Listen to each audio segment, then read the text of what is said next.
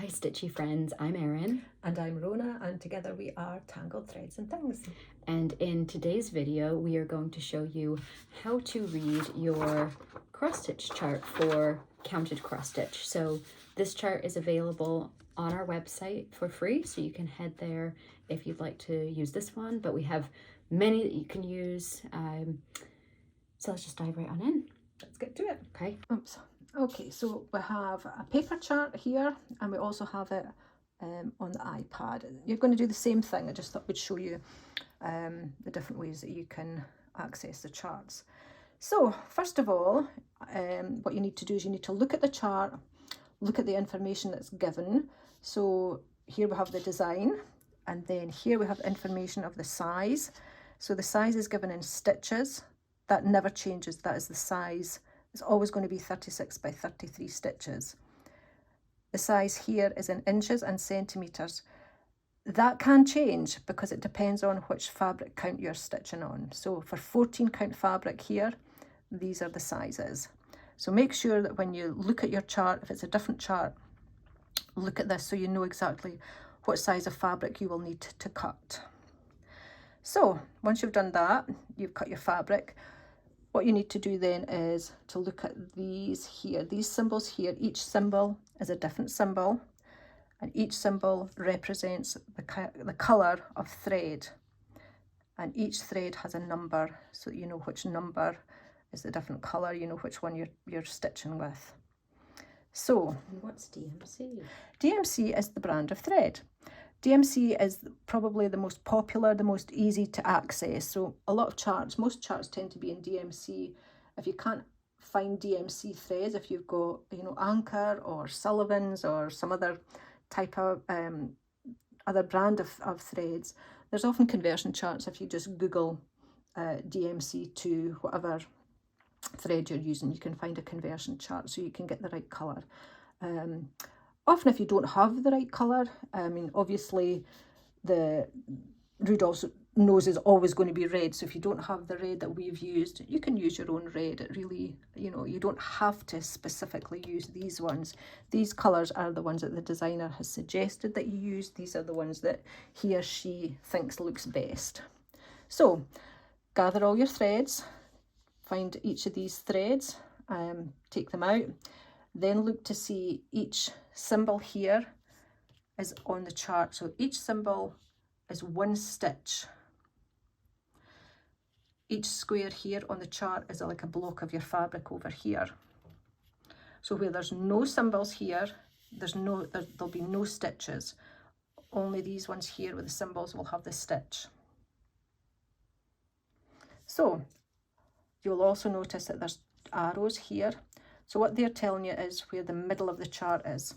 So if you're a beginner, I would suggest that you get a pen or a pencil and find where that midpoint is, and then just mark it. Where is it? Down here. So that's the midpoint. So when you cross stitch, it's suggested, and it is best, to actually stitch from the middle and stitch outwards. And you do that with your fabric. You find the middle point and you stitch out. And the reason you do that is so that you have enough fabric, because if you just start at the top of the fabric or at the bottom of the fabric, you might carry on stitching and then suddenly have no room to finish your design. So I always suggest that you find the middle point and stitch from there, unless you have a huge piece of fabric, which sometimes is a bit of a waste. So you find the midpoint here, and then you need to do the same thing with your fabric. So to do that, I've cut my fabric a lot bigger than I've needed to here. So I'm going to fold it in half this way, and then I'm going to fold it in half again this way. And this point here is obviously the midpoint. So when you open it up, you can find the midpoint here.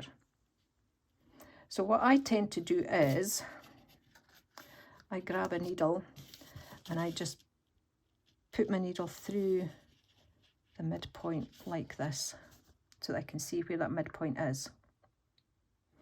And then I take my stitching hoop, I separate my hoop into the two parts. I put the bottom part, that's just this plain hoop, I put that down, put my fabric over. As you can see, this has already been in the hoop. You can see by the mark. And then all I'm going to do is place this down like this, and then tighten the hoop. Oops. And if you don't have a hoop, don't worry. It is optional. I actually don't stitch with a hoop at all. I just hold the fabric right in my hands. But it definitely does make it easier to use the hoop. It does. And if you're a beginner, it sometimes helps the tension of your stitches to stay the same. I like stitching with a hoop or a Q-snap. I just feel it's easier holding it. But again, it's totally up to you how you want to do it. So I found the center point here of my fabric. Here's the center point of my chart. So all I'm going to do is take my needle, which I've already threaded. And if you need to know how to thread a needle, how to pull the thread from the skein of thread, we've already have a video about that. We'll link them below. So if you need to start there, just look below and go back to those videos. Okay, so this is where my first stitch is going to be, this one here. So all I'm going to do is I'm going to remove this needle because I can see. And first, Rona's actually looked at the chart and she knows that that stitch corresponds to the brownie color. I should have said that, yeah. So that one little dot here, so I'll go down here, there's the dot, and it tells me it's 435, which is what I've already threaded my needle. So I'm coming up here in this chart here, and I'm going to do my first stitch, and I'm using the loop method to secure it, and then I'll come in. So what you can then do is you can then mark off that you've done that one stitch like that, and then you can do the next stitch, and then every time you do a stitch you can either mark it off or count how many you need, and once you've done that whole line then mark it off. I do suggest you mark it off because you're less likely to make a mistake if you mark it on your chart like that. When you're following a chart, so you've done your first stitch, does it matter what direction you go? No, it really doesn't matter. You can go left, right, up, down. I tend to start here, and I would go along like this, and I would, do how many stitches until this length of thread runs out. And then, I know this sounds really silly, I like to change my colour of thread. So once I've done all this, I would maybe then jump to the heart shape. And then when I look down here on my key, this is the heart. It's 761, which as I know is a pink. And then I would do that bit there. So some people like to stitch all one colour and they do get it done. Other people, like me and Rona, we like to jump around. So it's really up to you on what you want to do. You can't do it wrong. Well, you can.